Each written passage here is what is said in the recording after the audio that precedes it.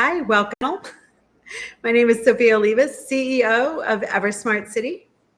My name is Mark Anthony, co-founder of EverSmart City, and thanks for joining our channel. Make sure to like and subscribe, as well as follow us on LinkedIn.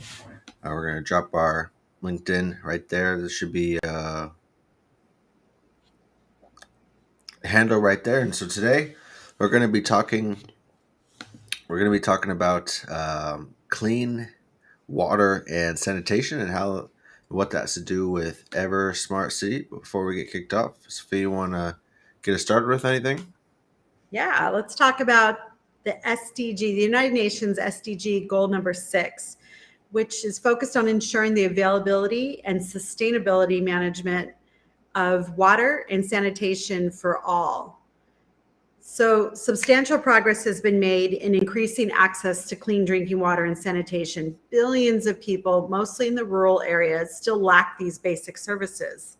Worldwide, 1 in 3 people do not have access to safe drinking water, and 2 out of 5 people don't have basic hand washing facilities with soap and water. And we all know that right now during the pandemic, that is a massive way to combat not just COVID, but disease in general. And more than 673 million people still practice open defecation. So the pandemic has demonstrated the critical importance of sanitation, hygiene, and adequate access to clean water for preventing and containing diseases.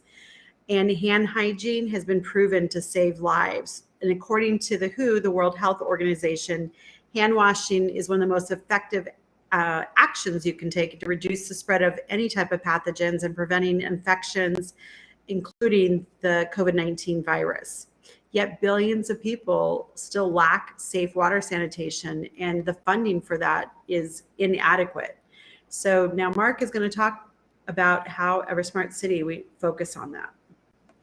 So one of the ways we start to combat, the lack of clean water and sanitation globally is the technology that we're going to be implementing inside of the city. So we're going to be doing a few different gray water practices between the household, from the sinks, toilets, laundry machine, even AC units, all to provide water for our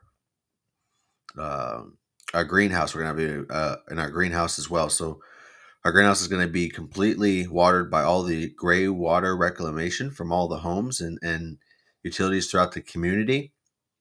And as well as some of the black water will be reused or recycled in different ways. Another thing is that we mentioned that water is scarce in other countries. So here in the U.S. and in this Phoenix community, we're going to be using all of those technologies to really practice building in our smart homes, as well as in the U.S. about the average person uses about 40 gallons of water a day, from different things, from washing hands, flushing toilets, throwing away like 80% drunken water bottles, and other, between washing clothes and washing dishes, tons of water, about 40 gallons a day per person. So in our community, we believe in the mindset of rewarding people for positive action. So we'll have a program or incentivization program that we worked on with Arizona State University Sustainability Department, Greenlight Solutions. We had interns work with us for 3 semesters in a row, and we've worked out some incentivization programs where if people use less than the daily average, say 40 gallons a day, there's going to be different rewards that they can use to redeem, kind of like water credits, for saving water and conserving water, especially since we live in a desert where water is fairly scarce. Because our plan with EverSmart City is to start in cities like Phoenix, where it's extreme climate in terms of ability to grow food. We're in the middle of a desert, extremely high heat, and not a lot of water. So we're practicing these technologies to be able to bring our communities to other places outside of Phoenix that are more desolate in other countries where water is also a problem, just like Phoenix. Clean, healthy water. So we're going to be practicing um, these techniques throughout our community, and another technology that we can implement is solar panels that have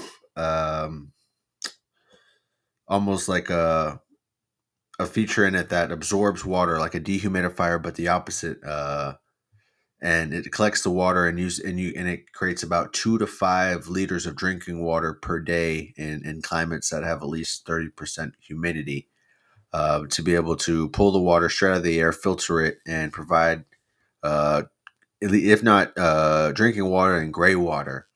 And all of this harvesting is going to be used in the households as well as the greenhouses in our community.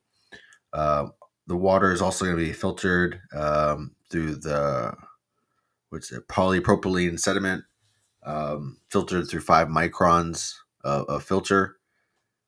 So we're going to be using pretty much all the latest and greatest technology in the market that's already in the market in terms of gray water reclamation and black water recycling, especially here in Phoenix, like I said, because this is a middle of a desert as well.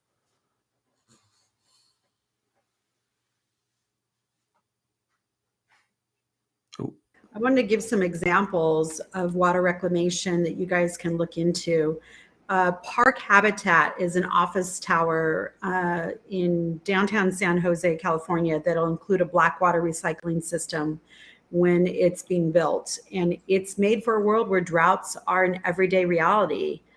So that's a really good thing to look at. As Mark mentioned, we're going to be collaborating with a lot of different practices and other technologies to ensure that we have water reclamation, because in addition to where we're building, which is in a desert in the Phoenix metro area for our first pilot city, as we go globally and as climate change takes a hold, water is going to be a scarce resource. And cities, smart communities are, we're now witnessing the scaling of digital technologies for water and wastewater utilities for homes, communities, and cities, all of that. The digital transformation of the water sector has been well underway for a few years, and it's significantly increased. And what we're seeing is that digital technologies are enabling a shift from exclusively centralized water systems to localized, which are distributed and decentralized systems. So these are all important technologies that we're going to focus on and make sure that we're in places like right now I'm in Costa Rica studying their water reclamation. They've been experts at utilizing, they have 2 seasons there, the dry season and the rainy season. And they've all the houses are made with rainwater. I shouldn't say all. A large portion of the houses are made with rainwater catchments. There's because while they have an abundance of water, their water filtration, their plumbing of their city infrastructure is not there. So they're able to get themselves and help themselves. Each household can provide their own drinking water. And then how do they then contain it over the dry season? So there's all kinds of practices that we're studying and looking at. And there's also the one where you make water from thin air utilizing solar panels. So there's a lot of incredible technology and technological advancements that are taking place in here. Anything else you want to say as I queue up? Yeah, guys, absolutely. We're always looking for people to connect with us and partners to help us find new technologies or even resources.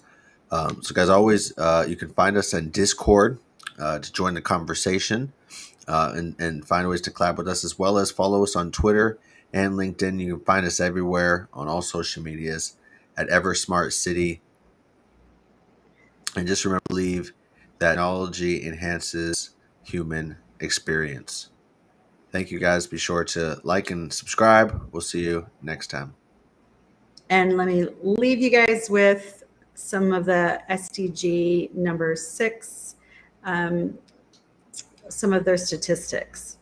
So there's 2.3 billion people that live in water-stressed countries, and that's only as of 2018. It is dramatically increased since climate change has taken a hold, and as it progresses. And billions of people still lack access to safe drinking water, sanitation, and hygiene. And that was in 2020, which was just, as you know, the start of the pandemic.